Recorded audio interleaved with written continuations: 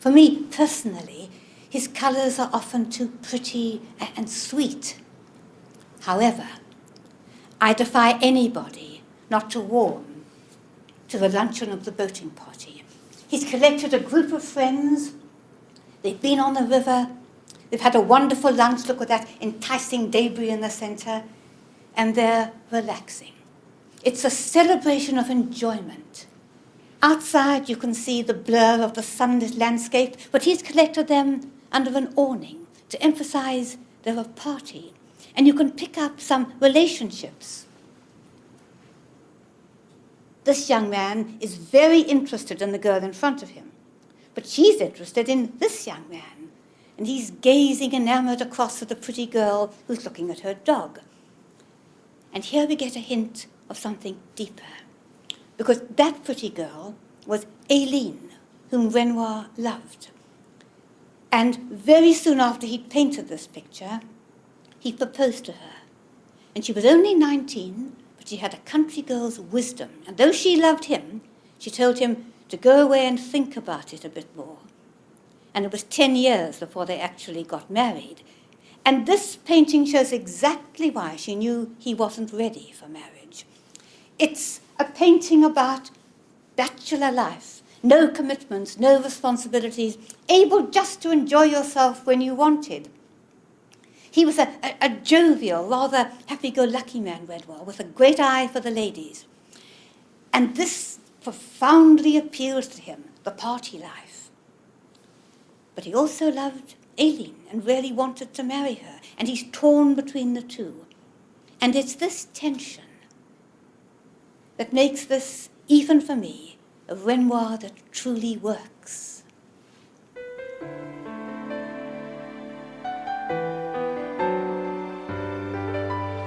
Impressionism wasn't just the world of men, and women weren't just there to be painted.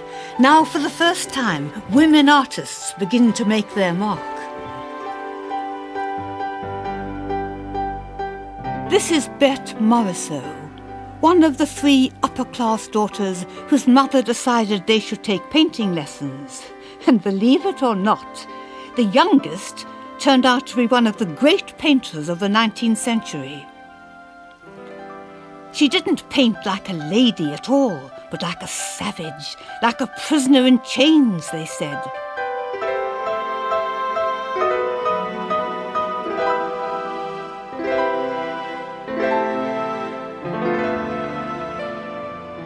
Even for a rich and liberated spinster, life was still decidedly domestic. The artist Mary Cassatt was an expatriate American living in Paris.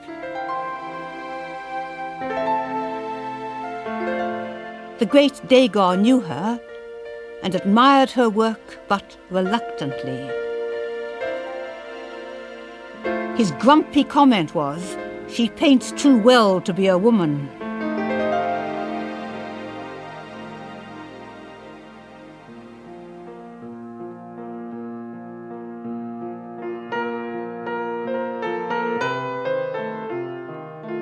Degas was deeply contemptuous of women, which is strange, seeing that he painted them obsessively all his life.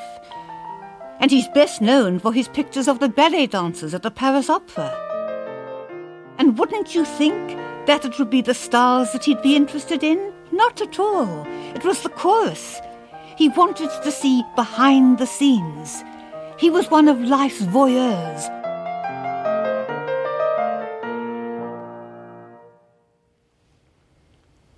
And a perfect example is that girl sitting on the piano, scratching her back, which is something we don't do when we're being watched.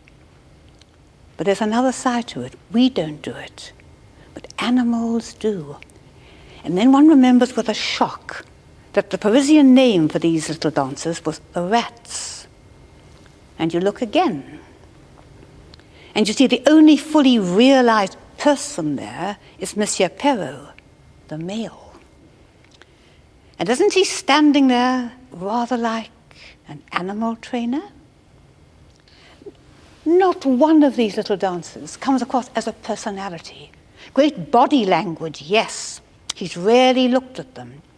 He's seen how tired they are, how bored, how some are showing off to Monsieur Perrault.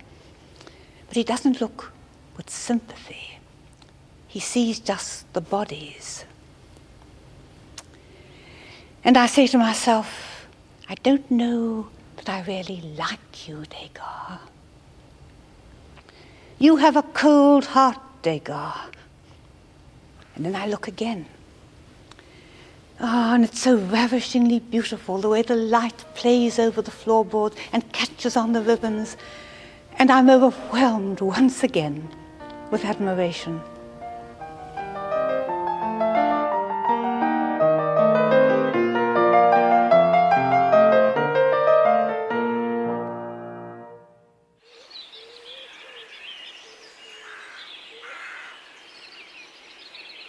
The Impressionists were a watershed. They broke the rules. So every artist after them is really a post-impressionist, well aware that rules are there to be played with. But sometimes this play became a new set of rules, which brings us to the genius of the dot.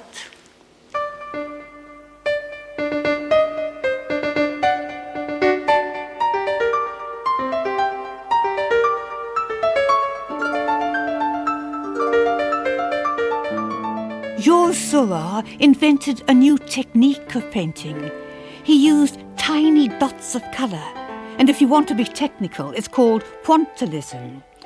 With intense intellectual rigour and exactly placed points of colour, he freezes a summer afternoon by the river.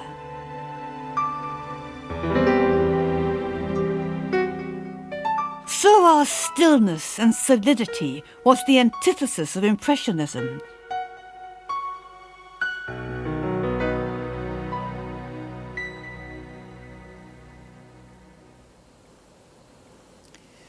Seurat was really a one-off, because although quite a lot of artists took up his theory of the dot, he was the only one who produced great art from it. The human mind is so mysterious. He was praised for the poetry of his work, and he said very huffily, it's nothing to do with poetry, it's the principles. Now you see, he never realized that psychologically he needed to feel it was all scientific. And that set him free to create the poetry. And you must admit, to make poetry out of a fat lady powdering herself in a rather tarty boudoir is an achievement indeed. The lady was his mistress, Madeleine Knobloch, wonderful name. And he sees her as a great fertility figure, a goddess. He's really looked at her because those absurd sort of breasts on the top of her hair are clearly the latest Parisian fashion, and he's seen where her sunburn stops at the neck, but for the rest she's objectified. She's a great shape. And this was his only personal painting. He was a very secretive man. Most of his friends had no idea of Madeleine's existence, and nobody in the world knew she'd borne him a child just before this was painted. And you can't help, when you look at this, but feeling that he thought she was funny. He laughed at her, sublimely funny, a kind of goddess-like silliness. And it's a funny picture. It originally contained the nearest he ever got to a public declaration of love. Because in that rather incongruous shrine up there, where there are now flowers, he'd painted himself. And alas, he had second thoughts and painted it out again.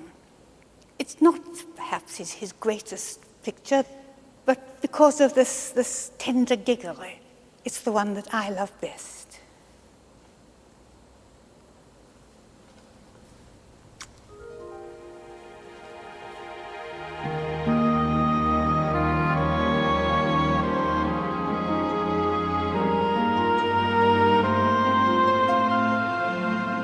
This was an exciting time to be alive in Paris. There was a sensation of Mr. Eiffel's Tower, not to mention the exhilarations of the Universal Exhibition.